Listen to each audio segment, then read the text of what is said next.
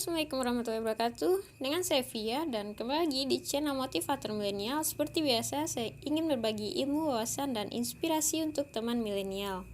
Oke, kali ini topik yang ingin saya bahas. Pernahkah kamu ketika ingin berubah menjadi orang yang baik tapi selalu disalahartikan dan kamu selalu salah di mata mereka? Oke, untuk lebih jelasnya, mungkin kita sering ya merasa gak nyaman dengan perilaku atau sikap orang ketika kita ingin merubah diri menjadi jauh lebih baik. Lalu pertanyaannya, kenapa demikian? Dan terkadang memang benar, kita tidak bisa men-setting pikiran orang terhadap diri kita, karena itu hak mereka menilai diri kita itu siapa. Tapi yang dapat kita kendalikan adalah bagaimana sikap kita terhadap sikap orang tersebut. Jadi mungkin kamu yang mungkin lelah dibenci, dinyinyirin, bahkan dipermalukan, dan sering banget dibikin tersinggung oleh sikap orang lain terhadap kamu. Mungkin ada hal atau faktor-faktor yang harus kamu ketahui gitu. Yang pertama, ketika kita ingin berubah menjadi lebih baik, tentu ujiannya itu gak ringan. Ujiannya tentu saja cukup berat. Dan saya pun pernah melewati fase-fase demikian. Karena kita tidak perlu ya menjelaskan siapa diri kita terhadap orang lain.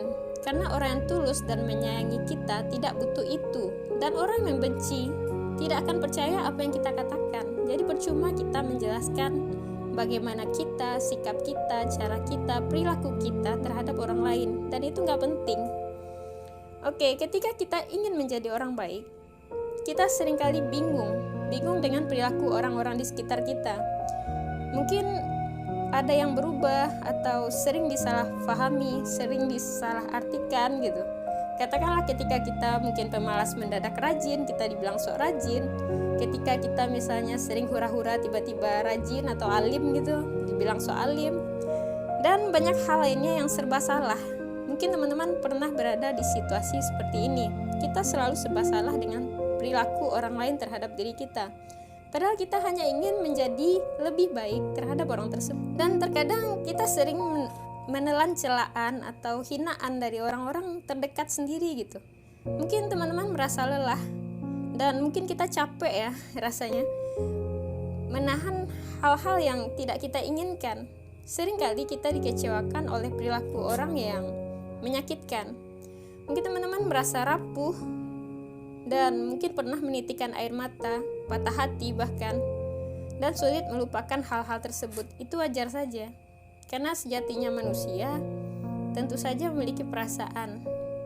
Tapi yang harus teman-teman pahami adalah kita tidak dapat bergantung atau berharap kepada orang lain. Jadi cara yang salah tersebut seringkali membuat kita tersakiti oleh diri kita sendiri. Kenapa kita merasa kecewa karena sikap orang lain? Karena kita berharap kepada mereka, berharap bahwa dengan kita bersikap baik, orang tersebut akan bersikap baik juga terhadap diri kita. Itu salah besar. Karena sejatinya jika kita ingin menjadi orang baik, kita tidak butuh balasan, kita tidak butuh pengakuan, dan kita tidak butuh pujian. Nah, hal ini tentu saja akan menyakiti diri kita ketika kita ingin berusaha lebih baik. Kita tidak direspon orang lain, bahkan mungkin perilakunya sebaliknya dari apa yang kita harapkan. Itu mungkin sangat menyakitkan sekali. Dan di sanalah ujiannya. Memang ya, kalau kita sabar, itu ujiannya berat, tapi hadiahnya surga. Jadi wajar saja ujiannya cukup berat. Kecuali kita lomba lari, mungkin dapatnya piring cantik atau mungkin kipas angin doang gitu.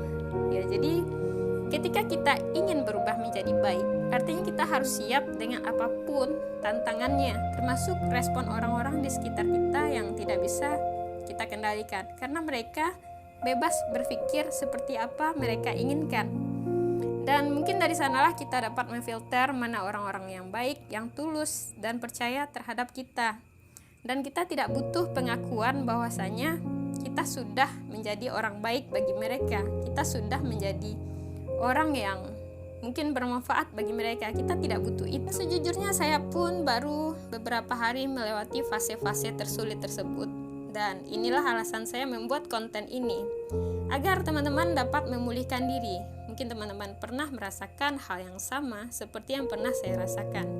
Oke, cara memulihkan diri yang pertama dengan mendekatkan diri kepada Tuhan. Karena tidak mungkin segala sesuatu itu terjadi jika Ia tidak mengizinkan. Dan mungkin itu caranya Allah untuk mengangkat derajat kita. Dan caranya Allah untuk menguji kesiapan kita menjadi orang baik. Dan yang kedua, menganggap Dia manusia biasa. Orang yang menyakiti kita itu bukan malaikat. Jadi bersikap netral aja atas apapun sikap, perilaku, dan bagaimanapun pandangan miring negatif mereka terhadap diri kita. Karena dia manusia biasa yang mungkin juga salah. Dan kita tidak butuh pembuktian diri bahwa kita hebat, kita baik, kita luar biasa, tidak butuh itu.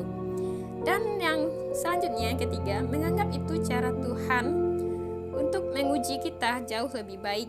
Karena tidak akan ada orang baik jika tidak diuji menjadi jauh lebih baik. Karena sejatinya ketika kita menjadi orang yang biasa saja atau orang-orang yang kebanyakan, mungkin kita tidak akan melewati ujian-ujian terberat tersebut. Mungkin hidup kita biasa-biasa saja, dan itu tidak akan mengubah apapun terhadap diri kita. Yang selanjutnya yang saya lakukan adalah mendoakan yang terbaik untuk orang tersebut. Orang yang telah melukai kita, menyakiti kita, bahkan mempermalukan kita, kita harus memaafkan dia dan berdoalah yang terbaik untuk dia. Walaupun itu cukup berat ya, sangat berat, tapi dengan cara tersebut saya jamin rasanya hati dan perasaan kita tuh jauh lebih tenang. Dan selanjutnya teman-teman silahkan menggantungkan harapan hanya kepada Tuhan saja.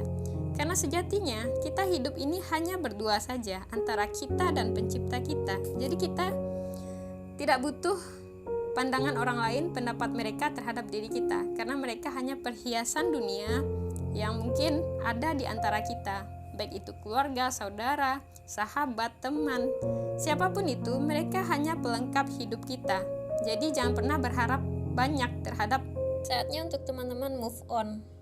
Saatnya memutuskan hal-hal yang bermanfaat dalam hidup ini yang harus kita lakukan. Jadi mungkin kita wajar mengingat masalah yang terjadi, kejadian yang tidak bisa kita kendalikan, dan kita harus bisa melepaskannya, membiarkannya, kemudian berusaha menenangkan diri. Itulah cara terbaik agar kita dapat melanjutkan kehidupan jauh lebih baik tanpa memikirkan masalah yang menghambat langkah kita menjadi jauh lebih baik.